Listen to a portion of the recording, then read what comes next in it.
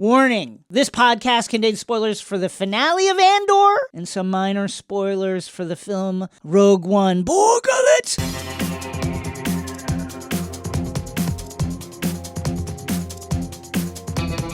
Couple of things that have been on my mind ever since watching, finishing this series. Number one, I thought we were going back to Kenari and we're going to find out what happened to Andor's sister. I guess that's probably on the table for season two. Were you expecting that? Were you thinking, Kenari? You know what? I really wanted to, because as I've said, like we've spoken about this before, I do think that is one of the places that the show did not deliver the kind of nuanced, interesting context and conversation and representation that I think it did so well in things like Narkina 5. Yeah. Or even just like as the finale went on and we got to see this textured working class planet of Ferrix. But I think this is my hope, right? My hope is that season 2 will focus on Andor finding his sister, as in that will probably happen quite early. And I would love to see his sister challenge what Marva did and challenge his assimilation outside of Kenari and kind of the way that, and make him just realize that there was a part of that behavior that even if it had good intentions was actually quite dangerous and had a bad effect on him. I think that would be a really interesting way to bring that real life analogy that we spoke of Indigenous children being kidnapped and adopted, and giving it that same context as a show that gave us a prison industrial complex slavery storyline, So I was surprised that there wasn't even a tease of his sister, but maybe that, I hope, is because in season 2 they're going to do something that's just as complex and thoughtful as what we've seen in this season. Yeah, I'd be interested to know what happened there. And certainly I feel like I know the way that it hits me, the Marva storyline, which is that, I think Marva and Clem thought they were doing something really good there, right? They thought they were doing something really positive. But also, it's that thing we talk about with perspective, where everybody thinks they're, no matter what they're doing, thinks that they're doing the right thing, or at least is trying to act out in a way that comports with their ideals about, justice and right and wrong. But it's also they kidnapped a kid off a planet. Flat out, you don't know where his parents are. You don't know where his family is. You don't know what the bonds that he has with those people are. We don't know anything about the culture of those people. And part of this is there was a really intense and in-depth, long conversation in our Discord about this that lots of members took part in. And I think something that really came up there was also something we saw in the early episodes. There's a reason that we don't know any of that stuff, and that's because from when he was a child, Marva says she told him not to think about Kenari, not to tell people he was from Kenari, not to even remember Kenari, don't talk about your sister. That in itself reflects the way that Indigenous children in the past have been violated by being forced to pretend that they are not Indigenous to fit better into these inverted commas schools and orphanages and stuff. I think that is a very interesting parallel that, again, I would like to see explored, because it's to do with intention and impact. I believe Marva thought she was doing the right thing. Yeah. But Cassian lost that deep connection, and it feels to me that the fact that the sister was a driving force early on in the season, but we haven't heard about her again really as the season went on, I don't think that's because he's replacing his sister with his found family. I'm hoping it's because that will be a bigger arc in season 2. I mean, there were clues, there were hints at it over the final 2 episodes where I thought, we're gonna go back there and we're gonna find something out, but that never happened. I do expect that we're gonna tie up that loop, certainly in season 2, if not in some other story form. Okay. Saw Gerrera, you hear a lot about, in Clone Wars, elsewhere, about it in Rogue One, certainly about Saw Gerrera's extremism, how the things that he does actually hurt the rebellion because it drives a wedge between the various factions who are kind of like reaching across these various ideological lines in order to form the Rebel Alliance. He's just so out there, and I guess the implication is violent, that people don't. Is a significant faction of the Rebel Alliance that doesn't want him associated with the cause. At the same time, I'm really struggling. I wonder if we're going to find out what that is in season 2, because I gotta say, Saw feels very tame right now. Like, I'm not saying that he is not a killer, but so is Luthen, but so is Cassian, but so is Vel, but so is Cinta, but so is like everybody that we've seen thus far. And Saw does not seem meaningfully out of step with what anybody else is doing. And the only thing that I see right now that is different, of course, is, again, there's a lot to be revealed, we would assume. The only thing that really sets Saw apart right now is the fact that he was first. He before anybody was trying to organize to resist the Empire, he was doing it and saying that we should do it. I wonder. So there's 2 routes I think they can go. One, I think in a way it's just quite one of those funny narrative conundrums, because Tony Gilroy in this show at multiple points is like, just hit an Imperial cop with a brick. Yeah, just break out of prison. Like, he's just putting forward slaughter ideas. The guards on the way out. Yeah, exactly. He's putting forward ideas that are radical, and a lot of what we've seen in Star Wars before has been that kind of that Xavier versus Magneto style conundrum of like the rebellion of Mon Mothma, the rebellion Mon Mothma, the rebellion. I got Godzilla on the brain. I'm like, I know George Lucas loves Godzilla. It's probably not a coincidence, but the rebellion of being peaceful and money and being in the Senate. We now know that that's actually fake. There are not 2 versions of the rebellion. There's the violence of the rebellion that has to happen to allow Mon Mothma to do the things that she wants to do. What I would be interested in seeing, will Saw Gerrera get the blame for Aldhani? Is that what makes Mon so scared of him and his techniques? Because she's scared of Aldhani, and she would love to not be connected to it, even though it's what she is funding. I wonder if there's something around that where Saw ends up actually getting blamed for the one thing he didn't do. Because the truth is, he is the one who told Luthen, don't go and kill Krieger's people, actually. Don't allow them to die to keep the secret. That's wrong. There's 30 men there. He does not believe in willful deaths and murdering people. He believes in doing what has to be done, and now we're seeing him. That is very much in line with what Cassian feels or the show feels. So it will be interesting to see if they expand on what Saw allegedly did, or if Saw ends up getting the blame for something that the rebellion don't want to take credit for. Saw also feels like, he reminds me of a dynamic that happens in the real world, which is a group of people from a disenfranchised community, or with real roots and a lived experience that is maybe outside the mainstream, will say, hey, this thing is actually, this is like violent against our community. This is the first step in, like, we see where this is actual going. Violence being taken against. Like, this is where this is going. And oftentimes in the real world, when those figures will speak up, people say, oh, that's fringe, you're being alarmist, yada, yada, yada. I see that as kind of happening with Saw, who is, again, who is early on was like, the Empire, we got to fight the Empire. Look how crazy this is.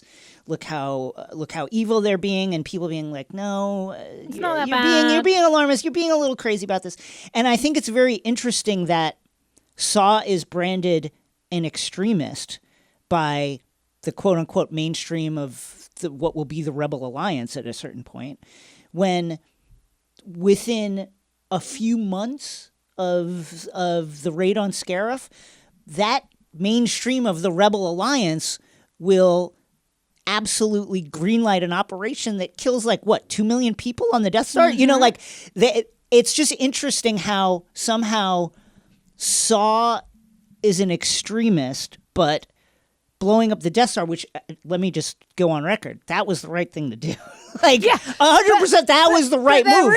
There is an ethical conversation to be had. But like however many people Saw killed, can it possibly match up to how many people died in the Battle of Yavin? So it's just very interesting that at a certain point, the mainstream of the Rebel Alliance has come to a place where they're doing things that if they would have been told half a year previously what would occur at the Battle of Yavin and elsewhere, they'd be like, that's crazy. We're not going to do that. We're not going to kill 3 million people like in a stroke. Yeah. We're not going to that they will find themselves in a place where that will just make sense. And I hope that we get to see whatever it is that Saw does to either get that kind of like label as an extremist, or we get to see, a moment where he gets to say, well, I was right. Was I not right? I wonder if like in the realistic political allegories that this show's building in, I wonder if the label of extremist is just something they say about him because they don't want people to respect him or realize he did it first. I think that's a good point. Oh, you're too, an extremist.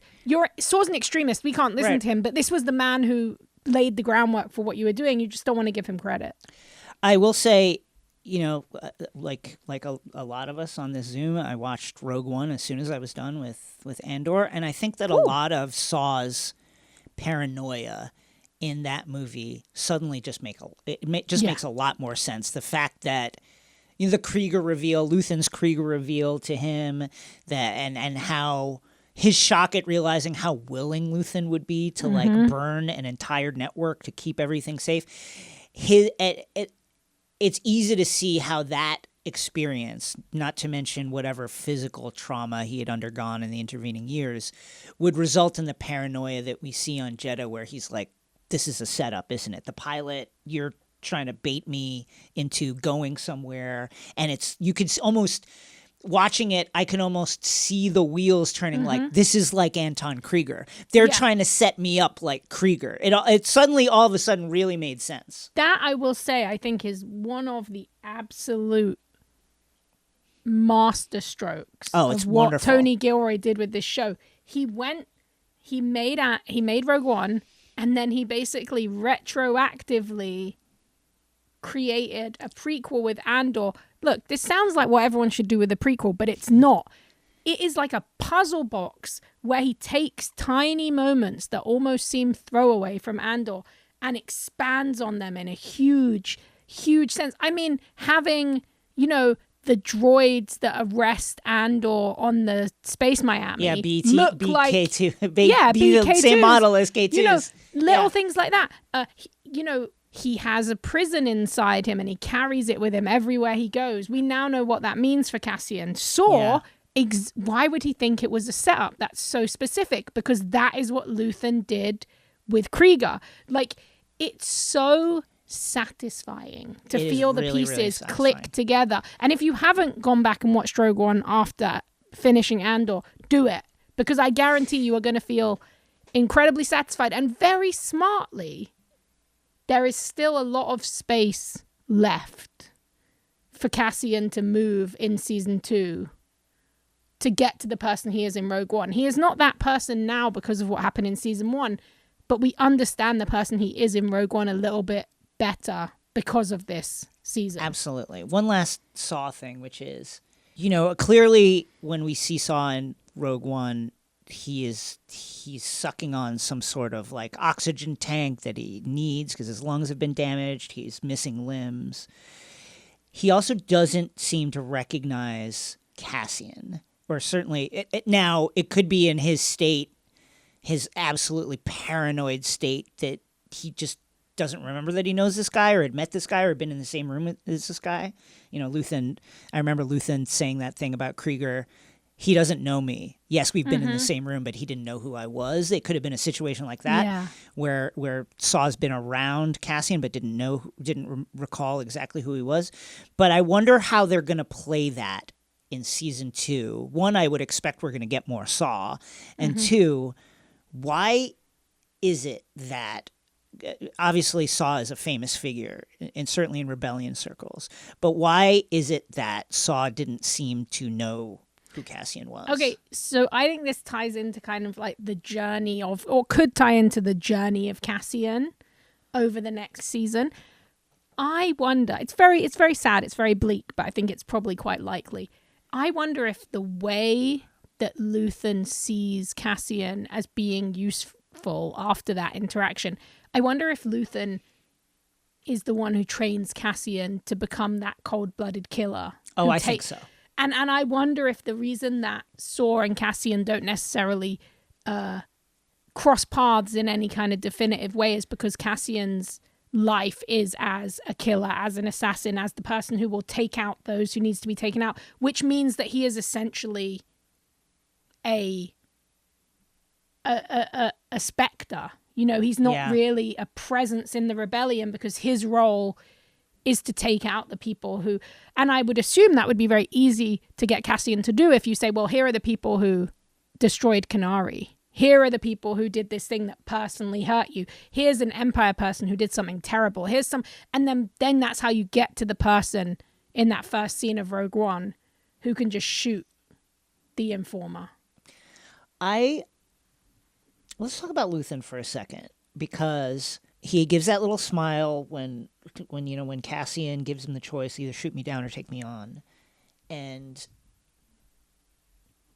But I've other pods that I listen to, have kind of, maybe have kind of placed Luthen in that same kind of, framework of somebody who comes to the light of like, oh, I've seen the error of my ways. I shouldn't have tried to kill Cassian.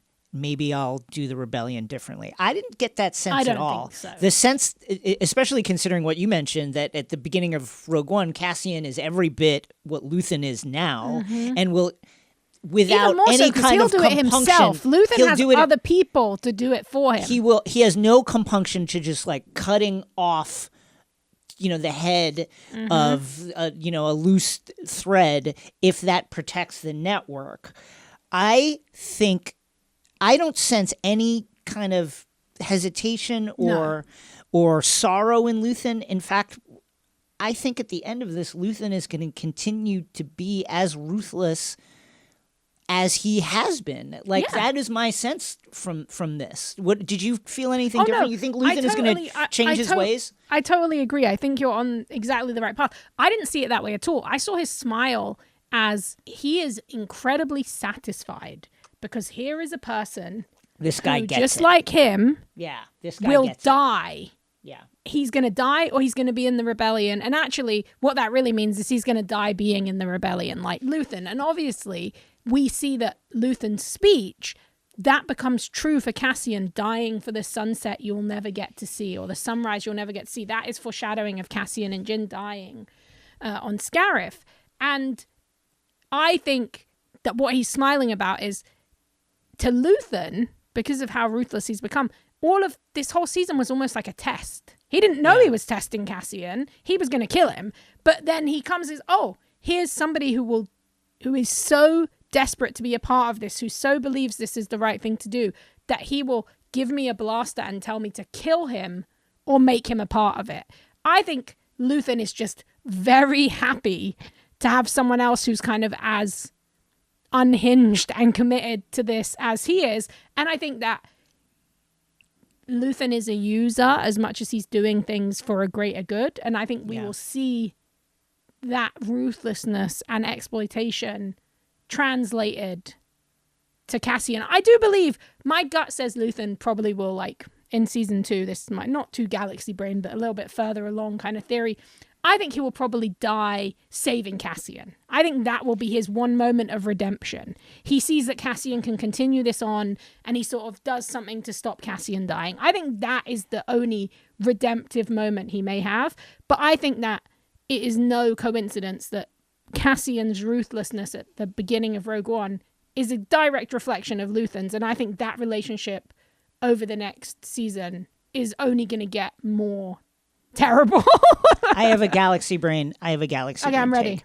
I think Luthen saves Cassian somehow at that.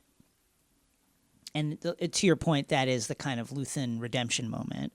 But Cassian is forced to kill Luthen at either to let him walk into an Imperial trap, let him go down, or I think that sounds very realistic. Has to kill him in order to keep him from falling into the Empire's hands. And I think it's going to be a very tough decision, but I think that is how we get to the Cassian Andor we see in Rogue One. That will be the watershed moment. Who will just shoot a guy in the He'll shoot a guy in the back. He'll kill Galen Erso, even though the orders are we snatch Galen Erso when somebody takes him aside and goes, hey, listen, we're not actually going to rescue Galen Erso. You fucking kill that guy the second you lay eyes on him. Who will happily kill Galen Erso in the presence of his daughter? Yeah, even though he's like connected with his daughter on a human level. As long as that allows the rebellion to survive, I think that's my galaxy brain take. I think that's a really great call. I think Saul pointed this out. I totally agree.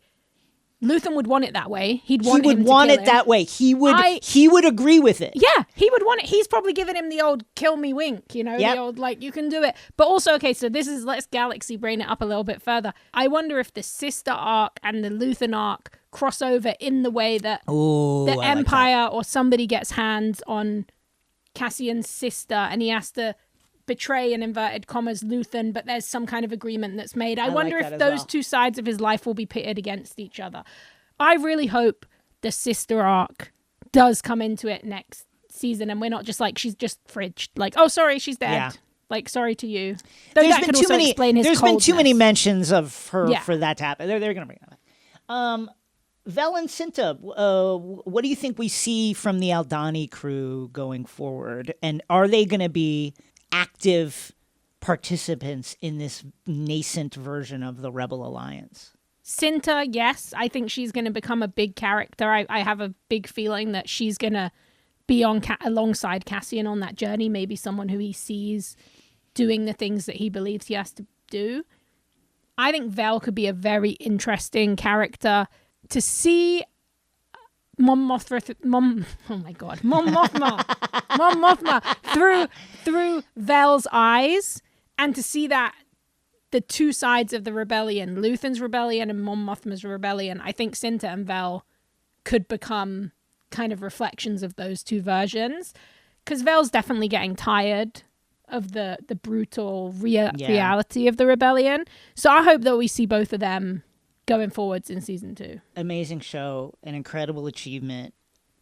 I understand why they're only doing one more season. Mm-hmm. Certainly when we talked to Tony, and he was like, well, at a certain point I was just like, what the fuck am I doing? Why did I agree to do this? This is ruining my life. So I'm very grateful that he decided to do that again, to go through that process again. And I can't wait to see how this leads us into Rogue One, the Battle of Yavin, and on and on. Where do you put Andor in your Star Wars pantheon? Woo! Surprising no one. My favorite main canon Star Wars is Return of the Jedi, because really my favorite Star Wars is like Battle for Endor. Like Ewoks. I love those Ewoks movies. And the Holiday Special. Yes, I love that stuff. That's my closest to my heart. So I'm a Jedi first person. It's really hard because it's the comparison of subjective nostalgia and love for these things and objective goodness. I would say in objective goodness, this is as good as the best Star Wars. So it would be 100%. There.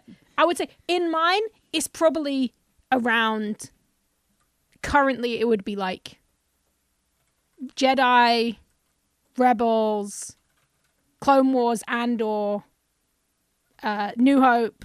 But then again, I love The Last Jedi, so sometimes that's my number one. So it's hard for me, but it's up there. I'll say it's up there. I can't say definitively a number base because there's too many Star Wars movies. I'll never forget seeing The Force Awakens in a cinema at midnight with like a bunch of other people. That was like one of the best cinematic experiences of my life. I think The Last Jedi is a masterpiece. But this is up there. I think this is objectively includes some of the best Star Wars storytelling of all time. The Narkina 5 stuff for me that's some amazing. Of my best genre storytelling ever. There are other prisons like for other alien races, right? Like they kept they were like, what's your homeworld? They kept all the humans with the humans. I would assume if they have Wookiees, they keep all the Wookiees with the Wookiees. Like we should assume that, right? That there are different. The Empire has different prisons for different. Across alien Yes, and human. that's the They last know thing that's they want. very dangerous. So I think as well, season 2 prediction, something that I know we both want to see in season 2, more alien representation, different kinds of aliens, understanding why human supremacy is such a big part of the Empire, but also understanding, as we kind of talk about with Adam, that is also probably a budget constraint, and we are very happy with what came out of that budget constraint, because this show looks amazing, and they committed to telling like a really incredible story. Okay, I have Andor. I think it would be tied for 2. I have Rogue One and Andor. To me, like, Yes. you need both, right? I agree. So it's either. So I have. Again, sometimes, as I've said here, there are Rogue times One when is Rogue One sometimes is your my favorite. top. Sometimes my favorite, but I'm going to put Empire first. Okay. So Empire, Rogue One / Andor, 1A, 1B, Rebels, A New Hope. And then probably Jedi. Yeah. I love Return of the Jedi also. I love just Return think of the it's Jedi. great. It's hard because like now there's so much Star Wars that it stops being an easy question, because like I would also say that The Last Jedi, even though it has like some really big flaws, I love a lot of the stuff that they did there. Like I wish that Finn had been more obviously a Jedi. I always believed him and Poe were both Force sensitive, and we kind of get that in the 3rd movie a little bit. But like I love the stuff with him and Rose. I think that throne room fight is one of the coolest things that's ever been put to it's the best. screen. It's the best lightsaber fight The ever. idea of the democracy of the Force and everybody can use it, and it's not just some weird I love that as well. bloodline elitism. So that one, for a long time after seeing it, that was my favorite. But there's so much that it's just hard. But this is up there, definitely. And I think I feel very lucky to live in a time where you can be like, oh, there's great Star Wars TV shows. And they're not just great for a Star Wars TV show, like Rebels and Andor. Those are just great TV shows. Whether or not, I would say anyone who doesn't think they're into Star Wars should watch this show. I think it could just find such a huge audience, and I hope that people give it a try. Even though I'm sure everyone who listens to this podcast probably loves Star Wars.